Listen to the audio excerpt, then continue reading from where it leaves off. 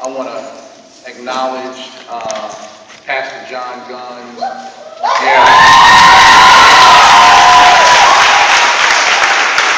I want to acknowledge all the parents and all the young people for showing up and caring to be here. Let's applaud them.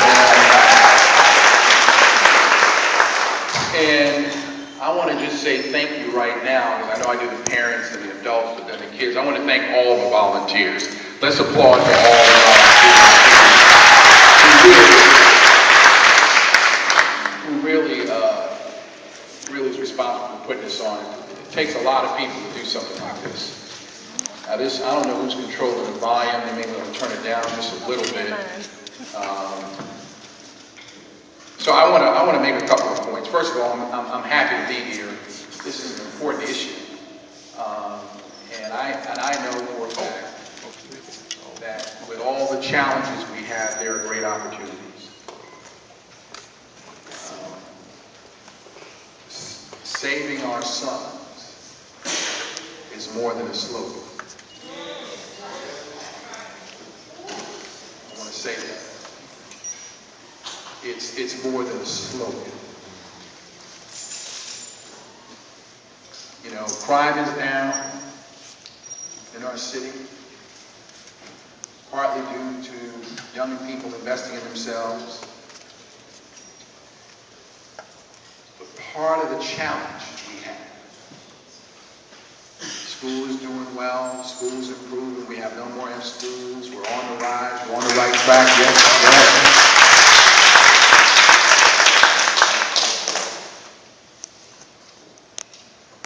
But I believe in high expectations. And it's going to take all of us working together to save our sons. We have a lot of organizations and institutions who work with our young people. And they're doing fine, but they can even do so much more. And I am very hard on particularly fraternities, sororities. Say amen to that. We can do even more. We can do 100 black men, I love them, but they can be doing even more. We make too many excuses. We've gone to college, got our degree, pledged a fraternity, sorority, go to a mega church, a small church. I work this way, that way, I have this title. None of that matters. At the end of the day, you know what matters? Life. The quality of life for young people. They have to see us in a leadership role, and we have to show them that we care for them. And so the reason why I say we can't use excuses, I mean, I love the brother's testimony just a little while ago. He was blessed to have his father and his grandfather. That's great. But I'm humble because and blessed because I was raised by two strong women, my mother and my grandmother. And they raised 5 kids by themselves, worked 2 jobs, but they instilled in me a sense of faith and hard work. My grandmother was a praying grandmother, and the one thing I believe with all my heart that makes the difference for Alvin Brown is that not only did I get a good public education, but she made sure I got Christian education. Right.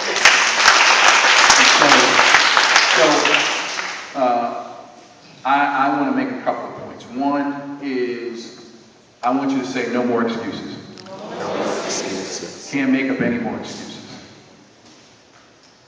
No more excuses. Too many people died so you can be in this school. We can go to any college we want to, any school we want to. We can work anywhere. The question becomes, are we going to be serious about this stuff? And I'm so proud of one of my colleagues who has led the city and the state and the country with distinction. And we talk just about every day. He works very hard on your behalf. And I was so proud when they talked about the black male explorers. Weren't you happy about that? It's over at Edward Waters College, saving our black males. Isn't that great?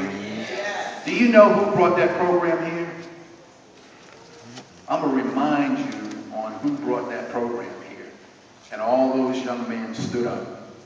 Director Tony Hills, former state senator Tony Hills, stand up, let me see. Let's thank Senator Hills. He brought that program here, and that's why it's here today. And now he works with the Bay Area City Hall. That's, you know what I call that? Sustainability life. He had a vision, he saw a need, and he made it happen. Education is one of my top priorities. And I appointed the first commissioner of education in the history of our city.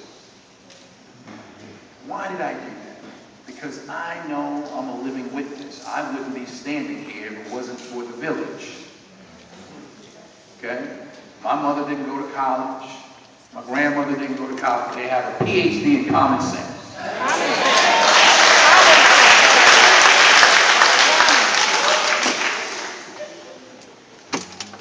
And so there were people along the way, like Director Hill, who believed in young people. Yeah, I had to play my part. And as adults, you got to do yours. I mean, I went to school full time, worked at Winn-Dixie. When I couldn't pay my tuition in college, my pastor co-signed a loan so I wouldn't drop out of college. See, that's what I call responsibility. Say responsibility. Responsibility. As adults, as parents, or as guardians, we're responsible for our young people. So I launched Learn to Earn. You know why I launched Learn to Earn? I want to expose young people to the possibility of going to college by living on a college campus and having a summer job at no cost to them. So that's what we launched last year.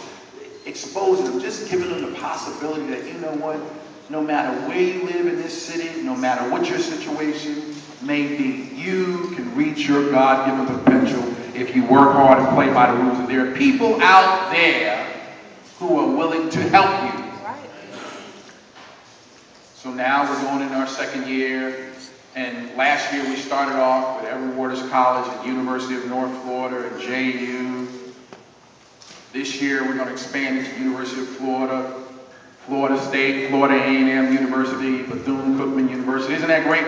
A lot of young people going to these schools, having an opportunity in a summer job. So as parents, as mothers and fathers and uncles and aunts, we have a responsibility.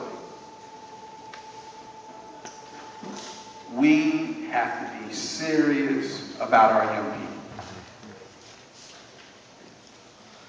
I don't need to read another statistic. We don't need another study. We don't need another study on black males. Not no more study. What we need to do is be committed. Say commitment. We have to be committed to saving our sons.